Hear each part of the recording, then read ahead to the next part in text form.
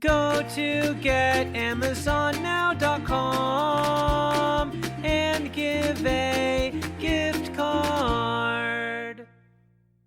Are you a real estate agent, realtor, investor, or are you in the real estate business and you need new listings and deals? We have a solution for you, and that solution has guaranteed results. How much would you pay to get face-to-face with a homeowner that wants to sell their home? What if you also got their email address and daytime phone number? And what if this homeowner also scheduled you to come to their door at a set time to meet with you? Sound too good to be true?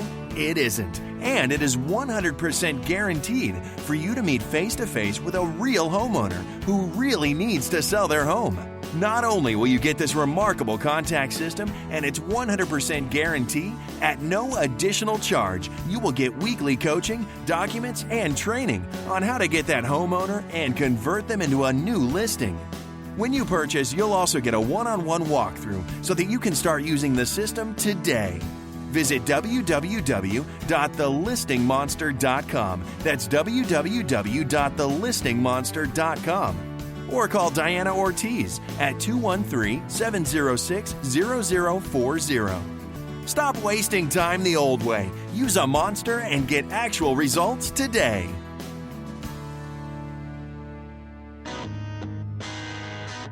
Welcome to the Honish Report, hosted by Lee Honish. The Honish Report is a look at the real estate market and creating effective marketing plans for realtors or investors to get new listings and deals. Your host, Lee Honish, has over 20 years of experience in real estate, banking, and marketing. Over the last 6 years, Lee has developed cutting-edge marketing and was named one of the most innovative marketers in America. With over 1 million views, Lee continues to be an advocate for the entire real estate community. Enjoy today's show. My guest today, Pastor Fred Howard. I don't like to out the pastor part, but you're still an active pastor, are you not? I sure am. Okay. And active real estate agent. You are. He's spoken at pretty much all of our events, I think, the last 3 years, 2 or 3. Right. Yeah, at least. Yes. Okay. Yes. So tell me this. So, Fred, where are you located specifically? Specifically, I am located in Hawthorne. That's where I live. I spent 12 years in Torrance, in our Torrance KW. We just moved over to Beverly Hills office because we're incubating, because we're opening a new office in Inglewood, California. So we're getting ready for that launch site. How did you get the job of incubating a Beverly Hills office out of Hawthorne?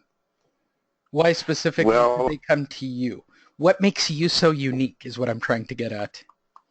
Well, for some reason, they saw me and they wanted me in the Inglewood office, and they asked me to help with the launch. So that's what we're getting ready for. We're going to be located right next to KTLH station. So I'm excited about the move. It should be happening shortly.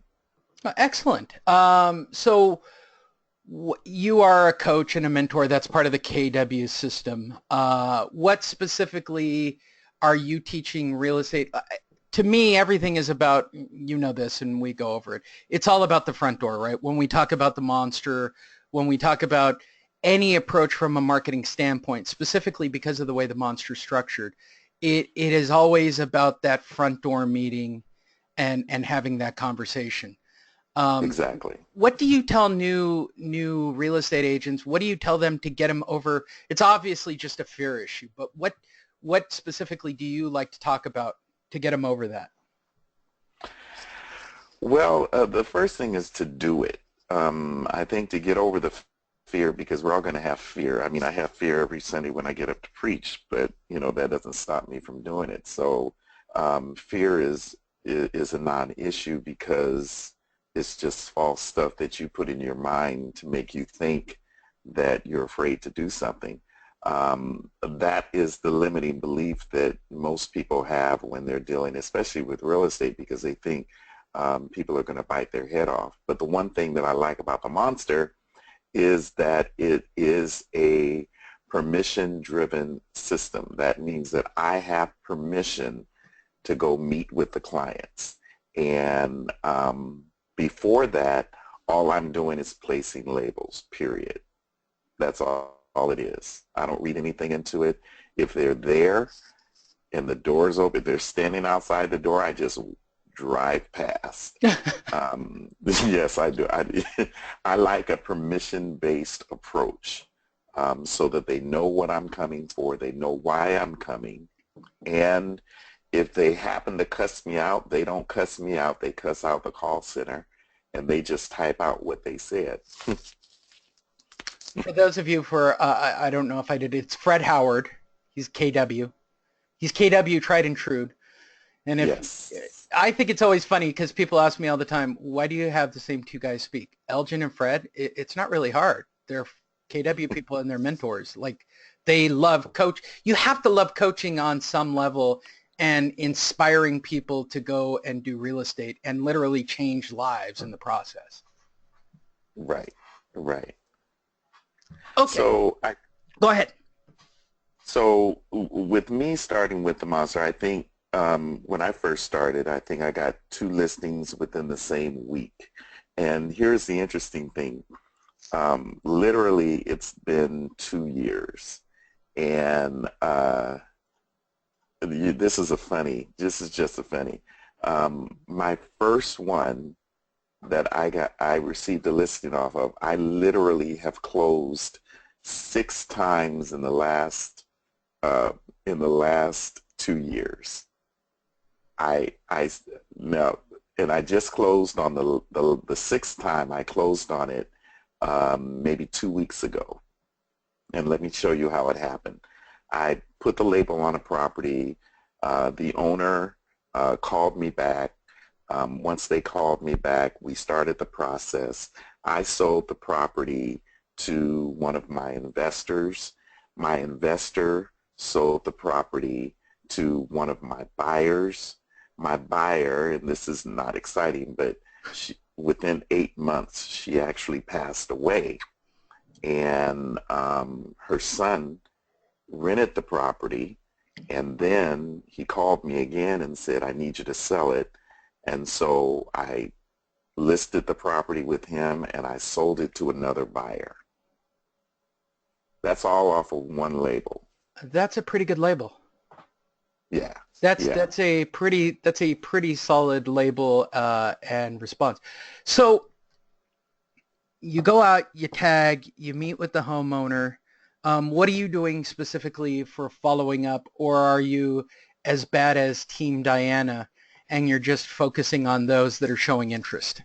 And by the way, this seems to be the disease of everybody with the monster, which is Yes. I'm focusing on the 1 out of 6 instead of the other 5 that are just delusional and crazy.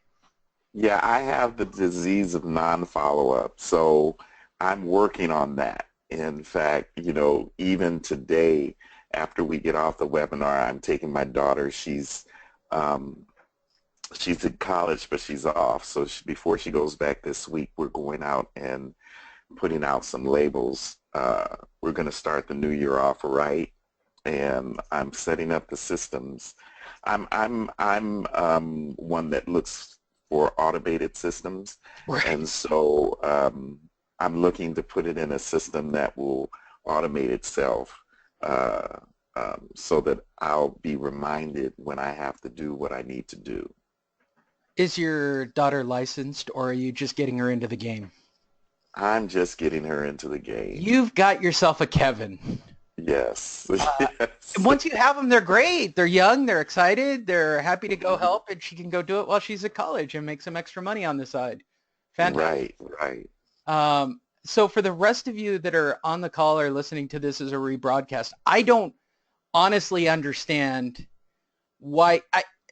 Am I wrong? You've got a better handle on this. I admit I'm not a day-to-day guy in an office with hundreds of agents or coaching other people. You are, Fred.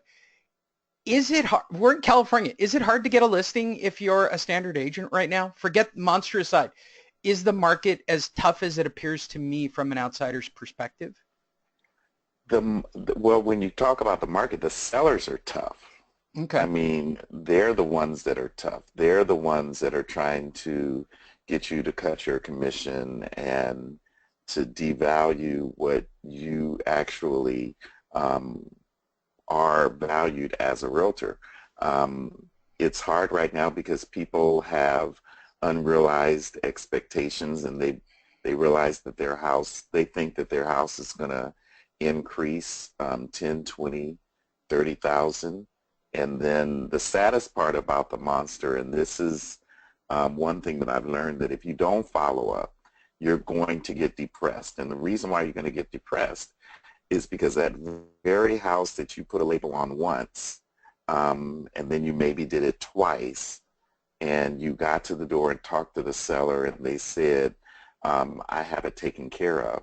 And then a week later, you drive by the house and you see that it's empty with a white sign on the window that says, do not enter property of the bank.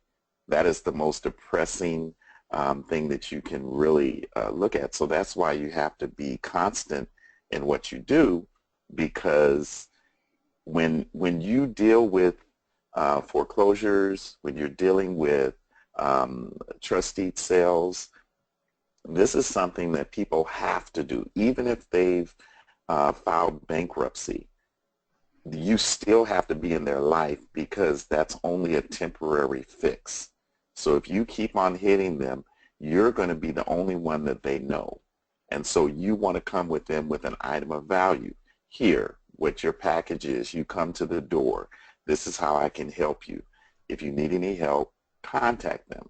You know, let them know that don't go to the door saying, I want to list your property, because that's a big turnoff. But go as a consulting or an advocate that you're going to help them through.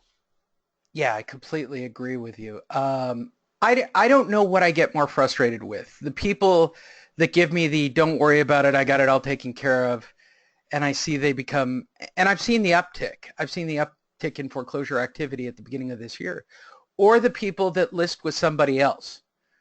Mm-hmm. And I believe, at least for my area, I don't know how you feel, I believe that I am their best hope of stopping the sale date.